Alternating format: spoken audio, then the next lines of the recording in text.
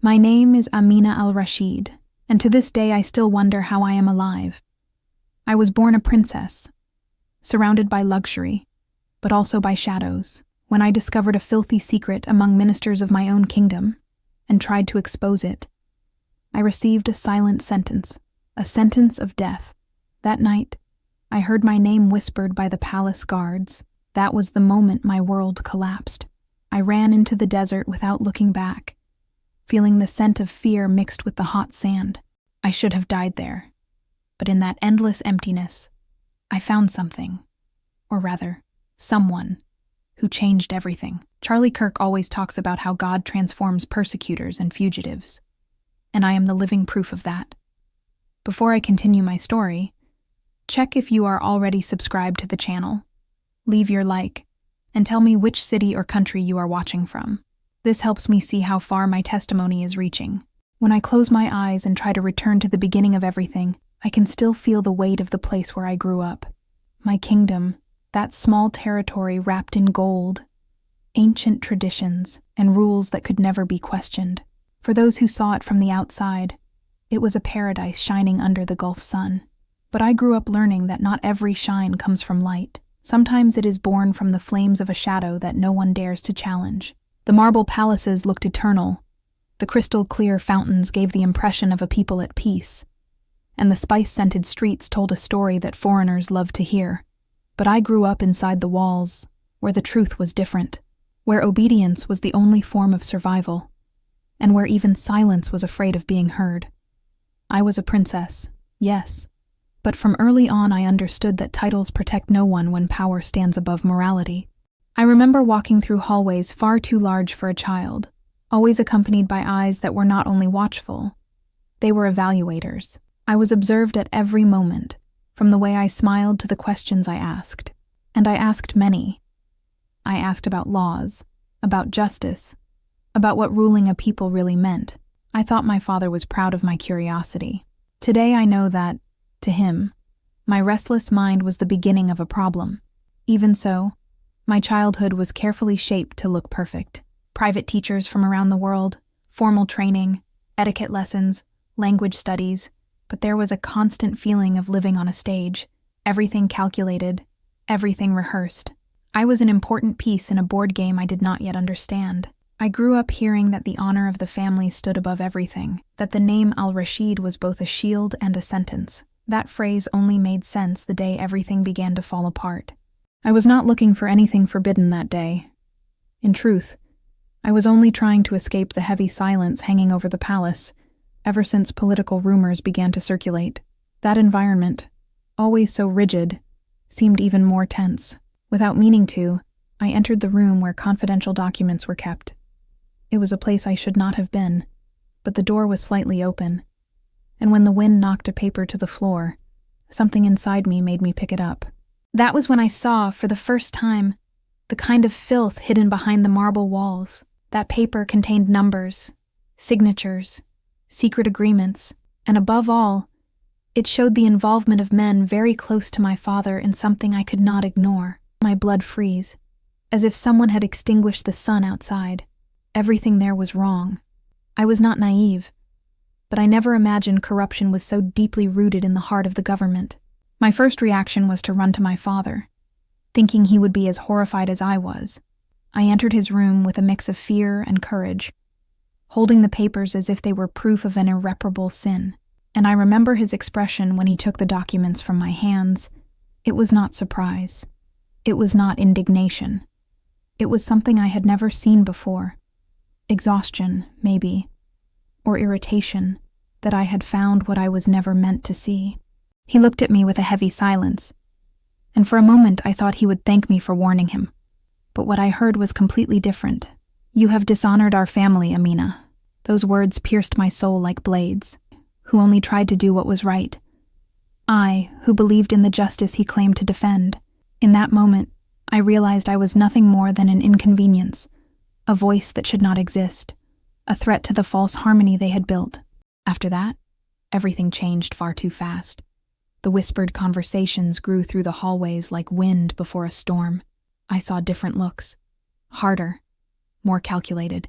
Even the sound of the guards' footsteps seemed heavier, as if the palace itself were preparing to swallow me. That was when I heard the decree.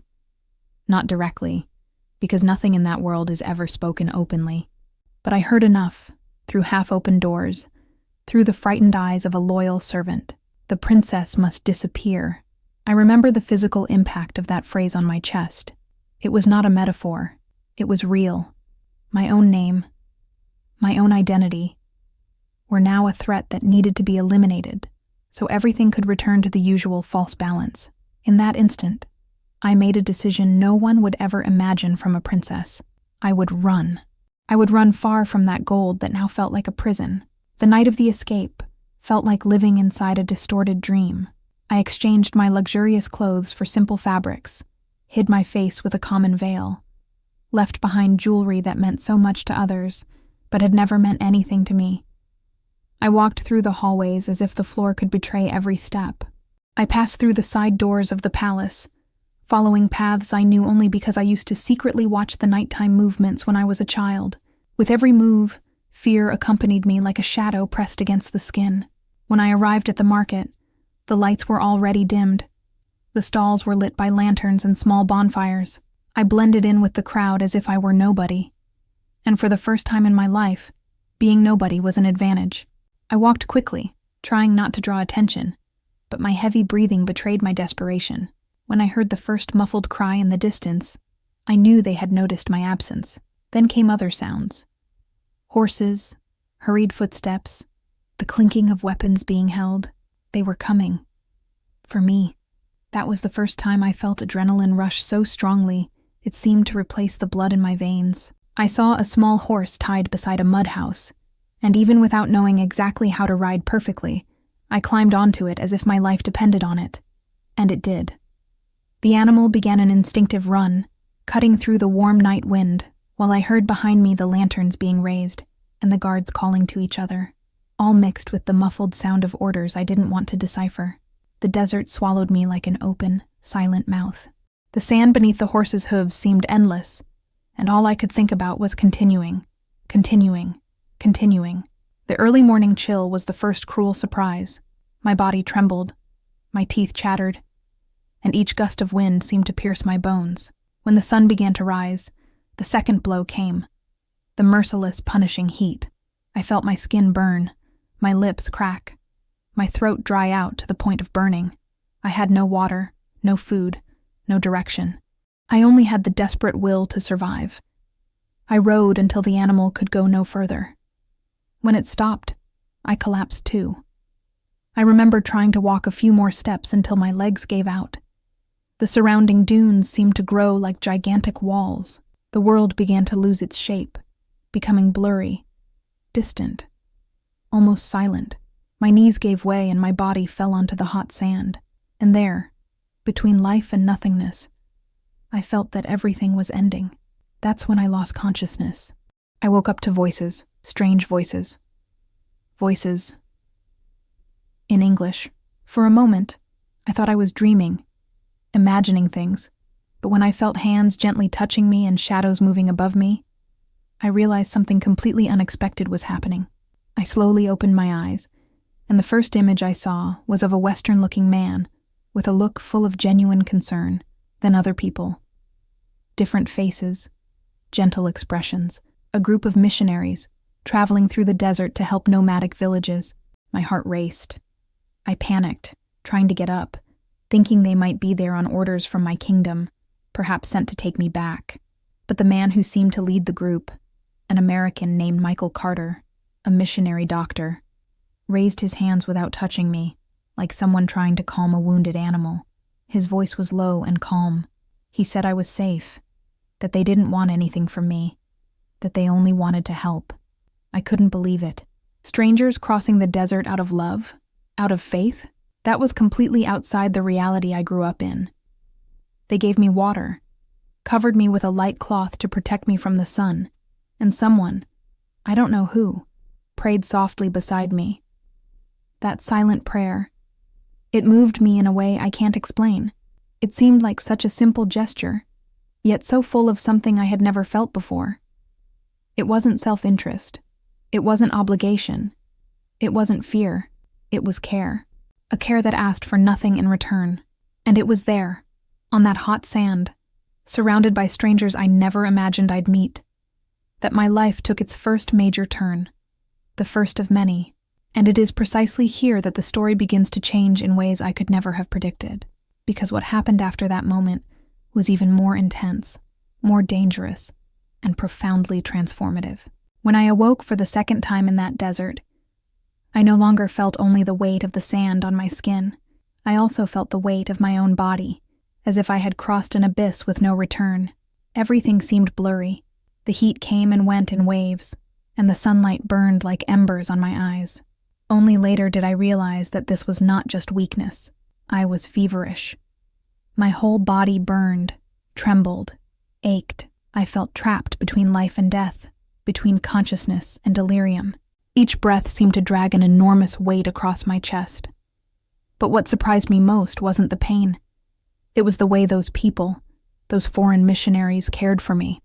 I heard fragments of sentences, calm voices, firm footsteps, precise movements. I felt hands wetting my parched lips with fresh water. Someone cleaning the small wounds the sand had opened. Someone placing a damp cloth on my forehead to control the fever. And all this without anyone questioning me, without anyone asking who I was or where I had come from. They treated me as if my life had value, a value I myself wasn't sure I had at that moment. The fever carried me away and brought me back like waves in a deep sea. Sometimes I saw figures moving, but I couldn't distinguish who was who. I saw light shadows, loose clothing, scarves clinging to the wind. Sometimes I heard distant chants, words I didn't understand, as if they came from a place beyond the desert. There were moments when I was afraid I was dying without realizing it, because that feeling of lightness was both comforting and terrifying. In one of my lucid moments, I realized someone was holding my hand. When I opened my eyes, I saw Pastor Michael's face. He looked tired, perhaps worried, but his eyes had a light I couldn't comprehend. There was something different there, something I had never seen in the palace. He didn't touch me with authority, nor with obligation, nor with fear. It was pure care, a care that expected nothing in return. And that disconcerted me in a way I wasn't prepared to feel. I remember asking in a weak, almost hoarse voice, "Why are you doing this to me? You don't even know who I am." He answered me calmly, almost as if he had said that phrase hundreds of times in his life, but still with absolute sincerity, because Christ loved us first, and we love because of him.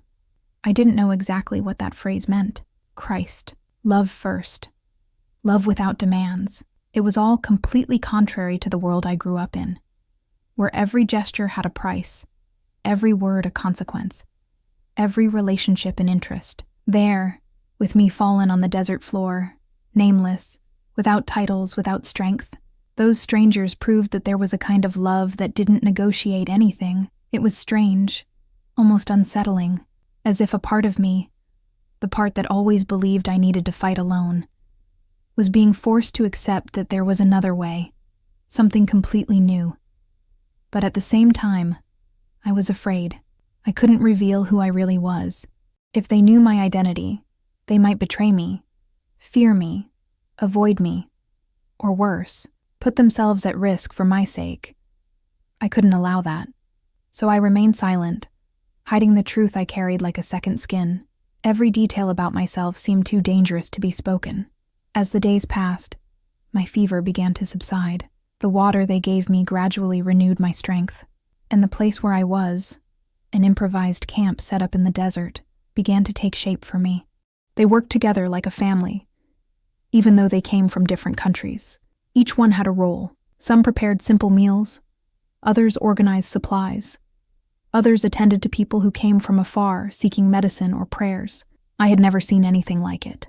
Those men and women dedicated entire days, and sometimes nights, to caring for people they had never met before.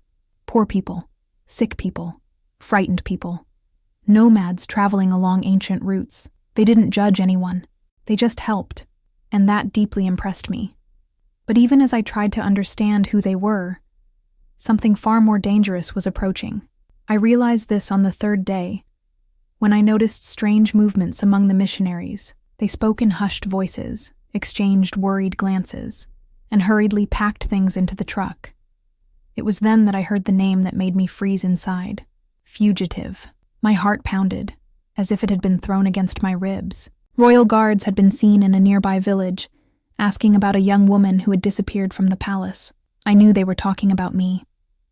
And when I saw Pastor Michael walk towards me with that serious look, I understood that this was the moment when the truth would come out, whether I wanted it to or not. My chest tightened. The fear I thought I'd left behind in the desert returned with even greater force. They had risked so much for me. And now they could be in danger because of my identity. I couldn't lie anymore. I couldn't hide anymore.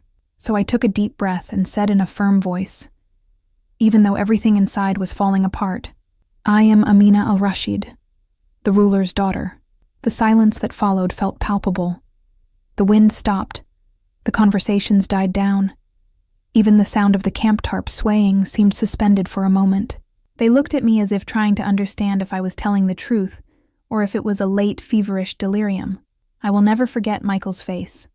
Not of shock, but of deep concern. He didn't walk away. He didn't judge me. He didn't ask for explanations. He simply placed one hand on his chin, thought for a moment, and said, "We will protect you." I wasn't expecting this. I expected fear. I expected distance. I expected them to ask me to leave so as not to put anyone at risk. But they decided to protect me. They decided to help me. And it was at that moment that I realized the magnitude of the faith they carried, a faith that made them act, not retreat. They started planning the route immediately. The idea was simple and impossible at the same time. Take me to a refugee camp that served as a safe haven for women and children at risk, and then try to get me out of the country. The journey would be long, tiring, and dangerous, but it was my only chance of survival. The next day, we set off at dawn.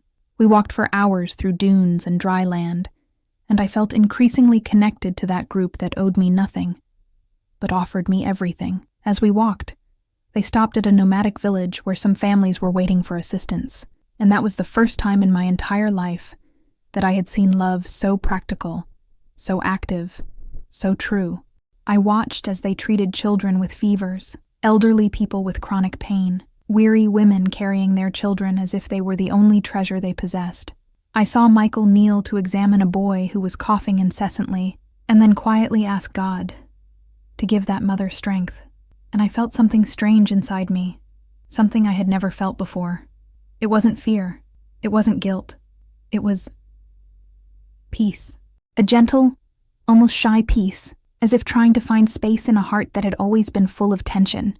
But the moment that truly struck me was when I saw a nomadic woman kneel beside her son's frail body. She held his hands tightly, lifted her face to the sky, and prayed. She prayed with such intense faith that it gave me goosebumps. She begged God to help him, to heal him, not to let that life be lost. I couldn't look away. It seemed like there was something there that I had never experienced before. A true connection between heaven and earth. That night, while we were camped again, I heard the missionaries singing. They sang about love, hope, redemption, about a God who never abandons. I took a step back, hid behind one of the tents, and cried. I cried like I had never cried before, not because I was sad, but because I was feeling something so profound that I had no words to explain it.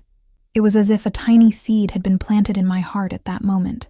Later, Michael noticed I was restless and came closer. He sat beside me and explained Jesus' message in simple words, without trying to convince me of anything, just telling me about someone who loved the forgotten, healed the wounded, defended the oppressed, and offered freedom to those trapped in fear.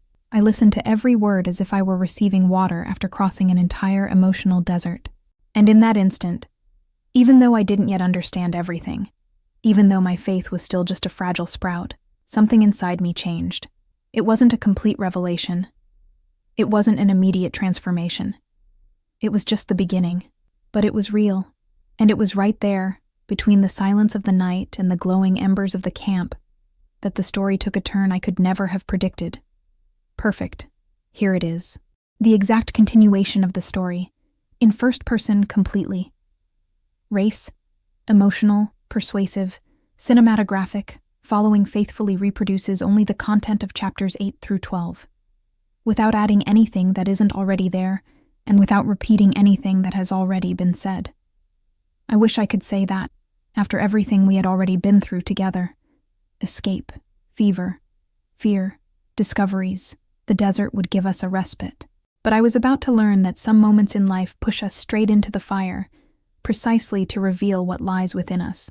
That afternoon, the sun still burned too brightly, and the air felt heavy, as if creation itself were holding its breath. Something was wrong.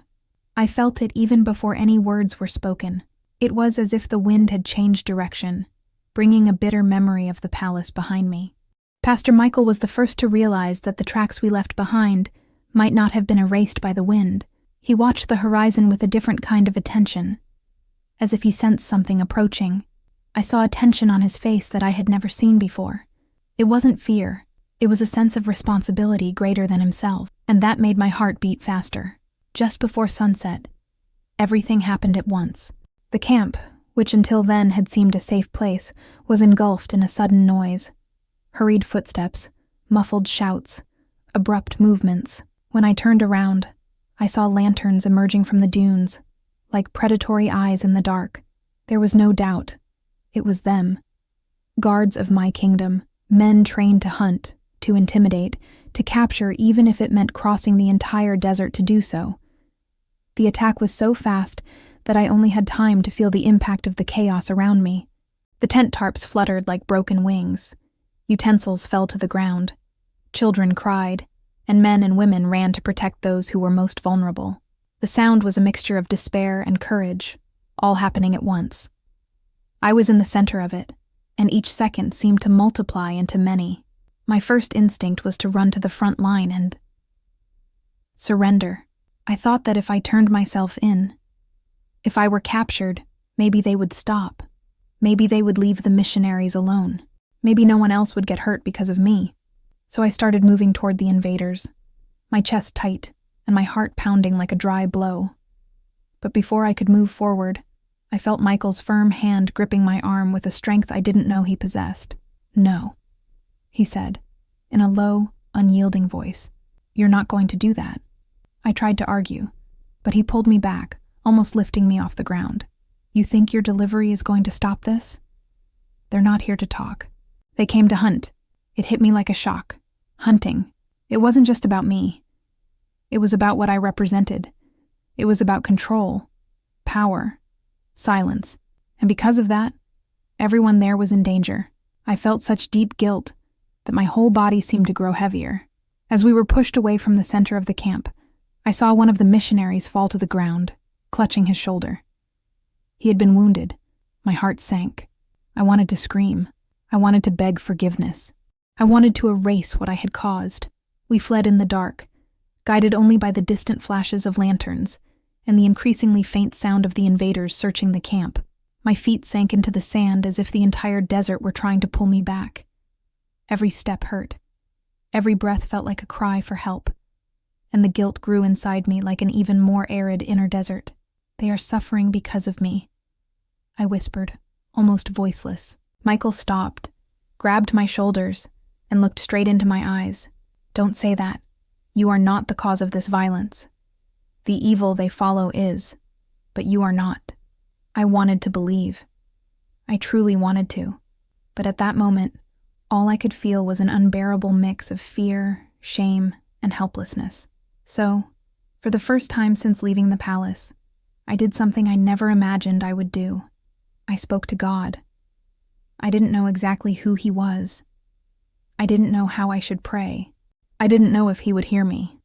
But there, in the darkness, with the cold sand beneath my feet and despair clinging to my chest, I prayed that he would protect the group that had taken me in without knowing who I was. I prayed that no one would die because of me. I prayed, without knowing if my words carried any weight. The escape only ended when we found a stone cave, an improvised shelter against the wind and against what was coming behind us. We rushed inside, and the silence was almost absolute, broken only by the distant echo of our own breathing. Moonlight streamed in through the opening, illuminating the dust suspended in the air like tiny particles of hope.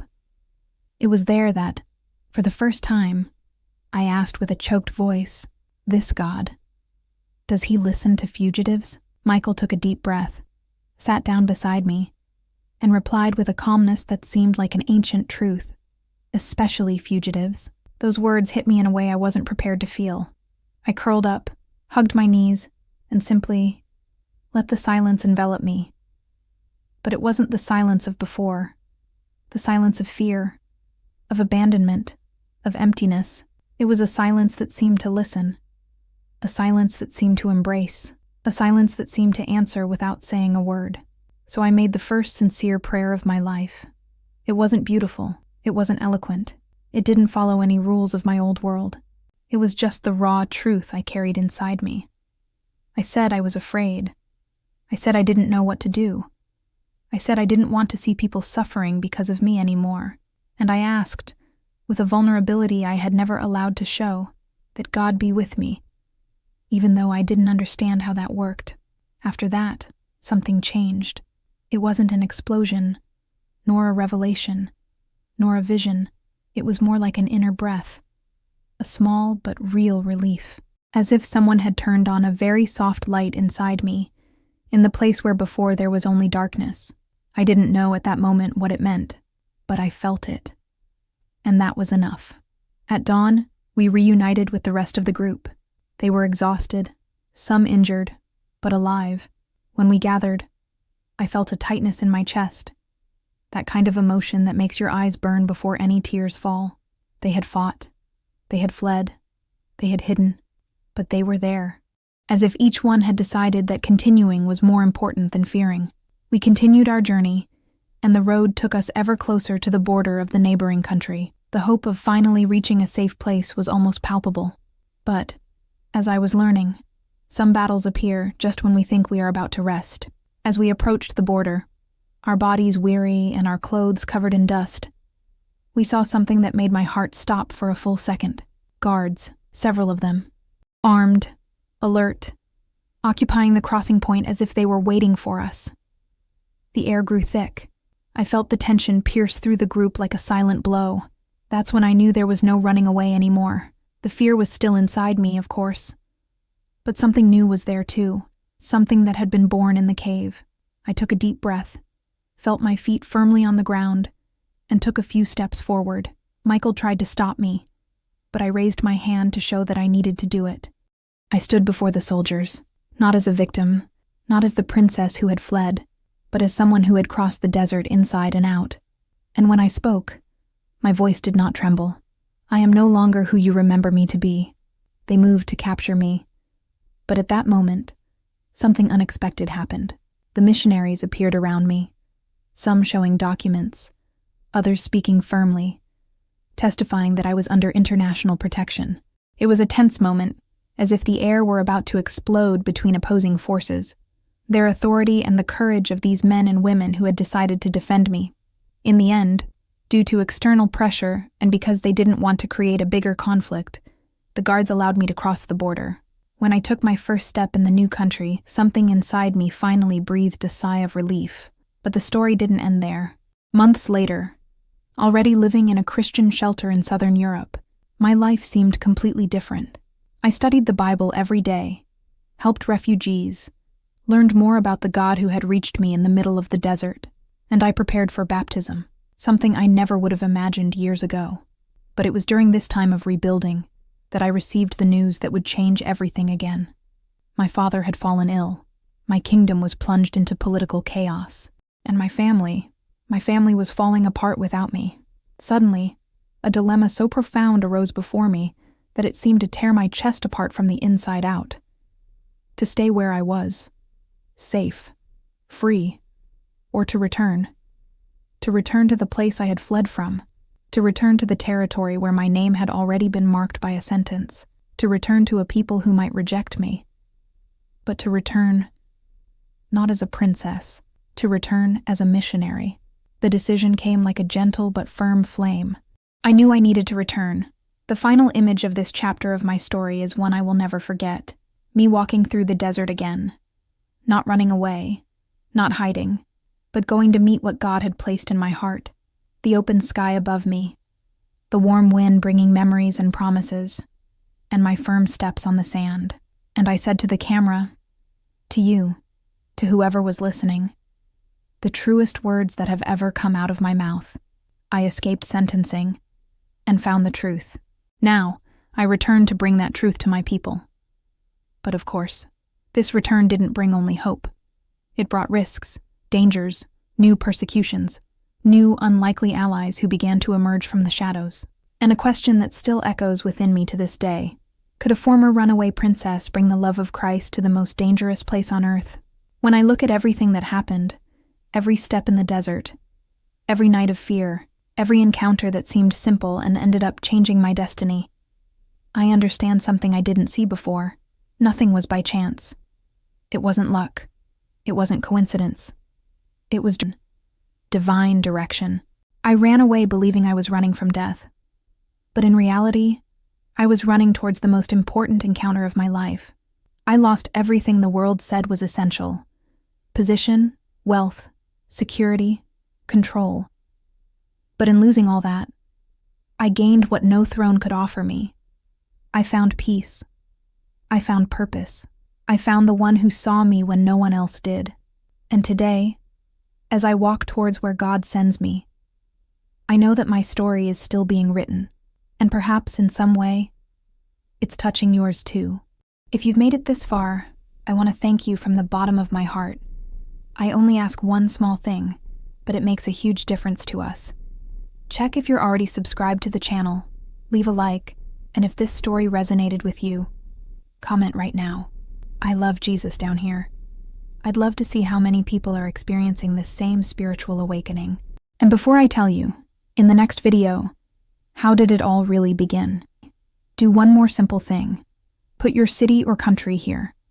I want to know how far this story has reached, how far God is taking this message. The next chapter of my journey is already appearing on your screen. Click and come with me, because this story is far from over.